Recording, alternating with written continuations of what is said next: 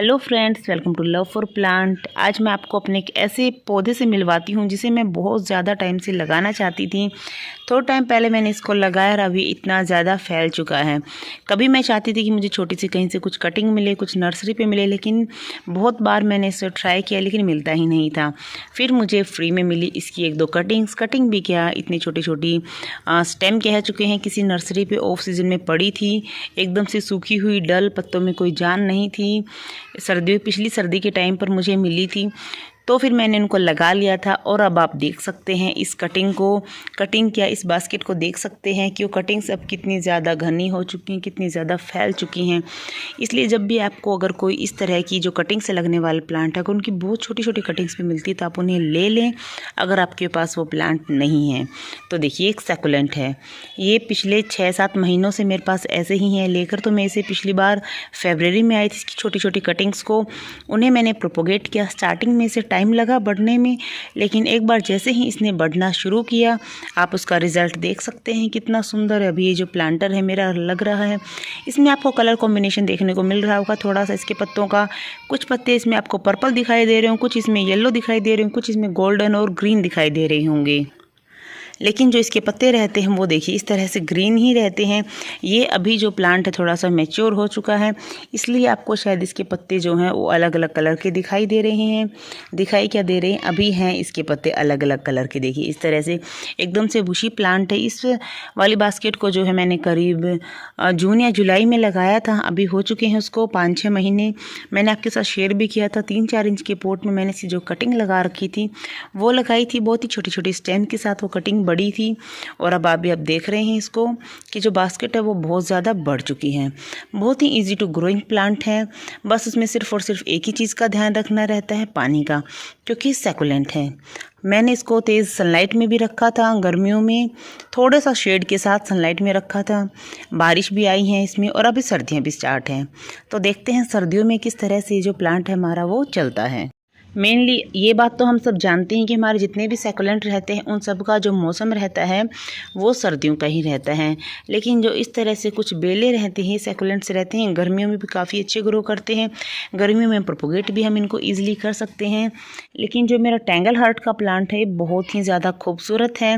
Tangle heart क्यों कहते हैं, देखिए इसकी जो पत्तियाँ रहती हैं वो कुछ कुछ हार्ट शेप की रहती हैं, प्रॉपर हार्ट शेप तो नहीं रहती। देखिए इस तरह से मैं आपको दिखाती हूँ, ये देखिए इस तरह से इनकी जो शेप रहती है, पत्ती की थोड़ी थोड़ी चेंज भी होती रहती है। देखिए ये वाली जो पत्ती है इसकी हमें बिल्कुल अच्छे से हार्ट शेप दिखाई दे रही है, किसी की दूसरी तरफ से हमें थोड़ा सा हार्ट दिखाई दे रहा है। ये देखिए इस तरह से, शायद इसी वजह से इसे टेंगल हार्ट कहते हैं। सैकुलेंट है तो ऑब्वियसली ये पल्पी होगा। जब भी हम इसके पत्तों को तोड़कर देखेंगे तो देखिए इस तरह से हमें इसमें एक जो पल्प है, जो रस है वो दिखाई देगा, जैसे कि हमें एलोवेरा में दिखाई देता है। इसलिए अगर इसकी केयर की बात करें तो सबसे पहले पानी की बात करें तो पानी हमें, सैकुलेंट है इसलिए कम से कम डालना है। सर्दी हो, गर्मी हो, कोई भी मौसम हो, बरसात में तो हमें इसमें पानी बिल्कुल भी नहीं डालना है। और दूसरा है कोकोपीट। कोकोपीट में हमें इसे बिल्कुल भी नहीं लगाना है। अगर आप बहुत ही ज़्यादा ड्राई एरिया में रहते हैं तब आप इसे थोड़ा सा कोकोपीट में लगा सकते हैं।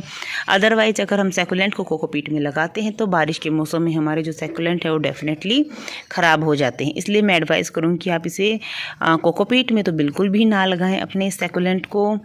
अब अगर बात करें इस प्लांट के लिए, टेंगल हार्ट के लिए मिट्टी कैसी ले, तो मिट्टी हम जो बाकी सैकुलेंट्स के लिए लेते हैं बिल्कुल वैसी ही मिट्टी ले।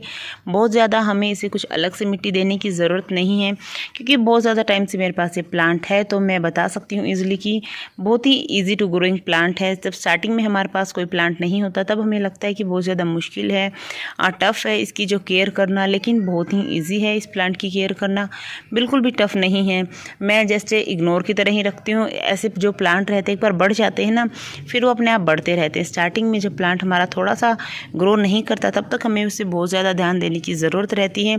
उसके बाद तो प्लांट देखिए, इसमें भी मैंने कटिंग्स लगाई थी इस वाली बास्केट में साथ में, तो ये वाली जो आप देख सकते हैं पत्ते, इसकी स्टेम जो है कितनी बड़ी हो चुकी है। इस तरह से हमें कुछ भी नहीं करना। एक बात का ध्यान ज़रूर रखना है इस प्लांट में, जब भी आपका प्लांट कुछ इस तरह से आप एक बास्केट में लगा लेते हैं तो उसकी कटिंग्स ज़रूर लगाते रहें किसी एक या दो छोटे या बड़े कंटेनर में। हो सकता है कई बार हमारा कोई प्लांट ओकेजनली ऐसे ही ख़राब हो जाता है, तब हमें दुख होता है अगर हम उस प्लांट को ख़रीद कर लाते हैं या फिर हम कोई कटिंग भी बड़ी करते हैं, क्योंकि उसमें हमारा बहुत ज़्यादा समय और मेहनत लगती है।